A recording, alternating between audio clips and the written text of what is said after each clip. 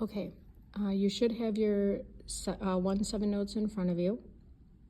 You may find that I talk kind of fast through this because in order to keep the video short so it doesn't take very long to upload, I do have to talk kind of fast. So if you feel like I'm going too fast, remember, you can pause this, go back, rewatch, whatever. All right, today we're going to start talking about rational functions. We've been talking about polynomial functions, but today we're going to switch over and start talking about rational functions. A rational function is simply the quotient or fraction of two polynomials. So that's why we wait to study them after we study polynomials. So a rational function, which you studied last year, is where you have a function where you have a function divided by a function, a polynomial divided by a polynomial. And obviously the bottom function cannot be 0 because then we'd have division by 0. All of these are examples of rational functions. You can see they all have x's in the denominator. That's the key, is the x in the denominator. Okay. And then here we're going to start talking about end behavior. The end behavior of rational functions is determined by the horizontal asymptote. The horizontal asymptote is determined by the leading terms of the numerator and denominator. When we talked about polynomials, we talked about how to find leading terms. So that's going to be building upon what we've already talked about. So if we have a polynomial where we have ax to the n divided by bx to the d, this n and d are standing for the degree of the numerator, the degree of the denominator, okay? A and b are the coefficients of that. So for example, up here, the degree of my numerator would be 2, the degree of my denominator would be 3, our coefficient would be 2, our coefficient would be 1, okay?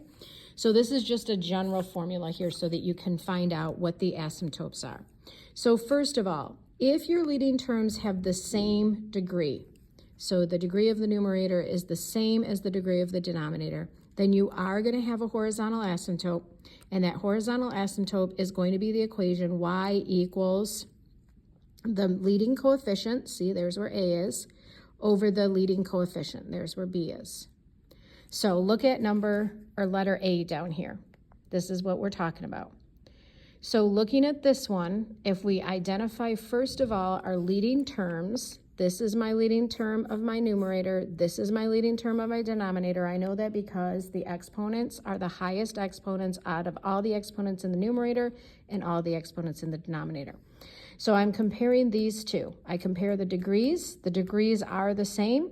So we do have a horizontal asymptote. Sometimes we won't.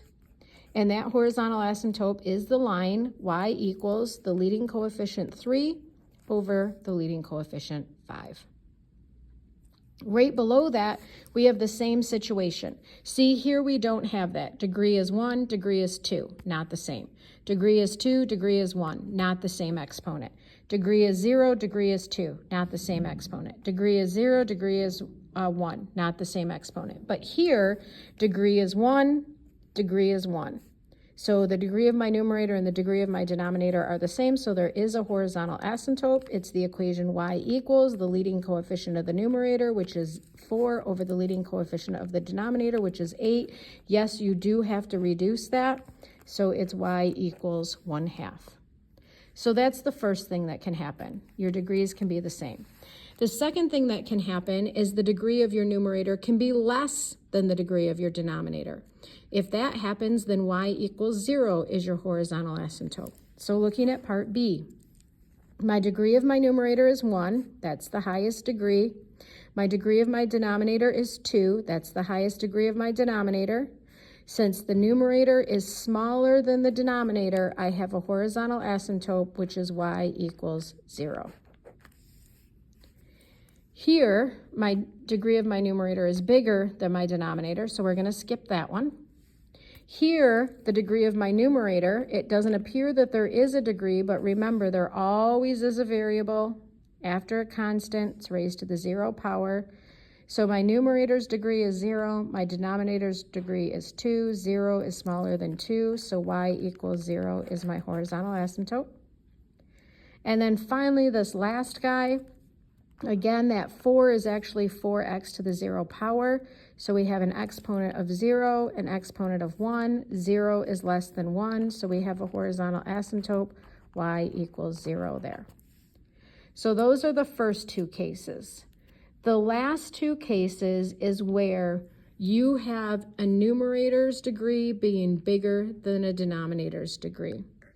If your numerator's degree is bigger than your denominator's degree, then it's going to have the end behavior, or sorry, it's going to have either no horizontal asymptote unless the degree of the numerator is exactly 1 more.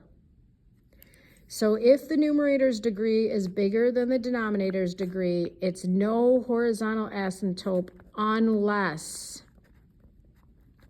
those degrees differ by 1.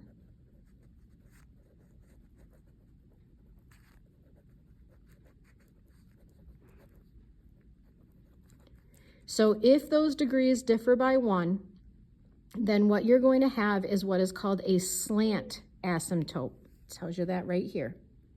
And to figure out the equation of that slant asymptote, you're going to subtract the degrees of the numerator and take the leading coefficients of the top and bottom, the numerator and denominator. And then that will give you your slant asymptote. So that's what happens here with C. My numerator's degree is smaller than my denominator's degree, so there is no horizontal asymptote. However, because these differ by 1, there is a slant asymptote.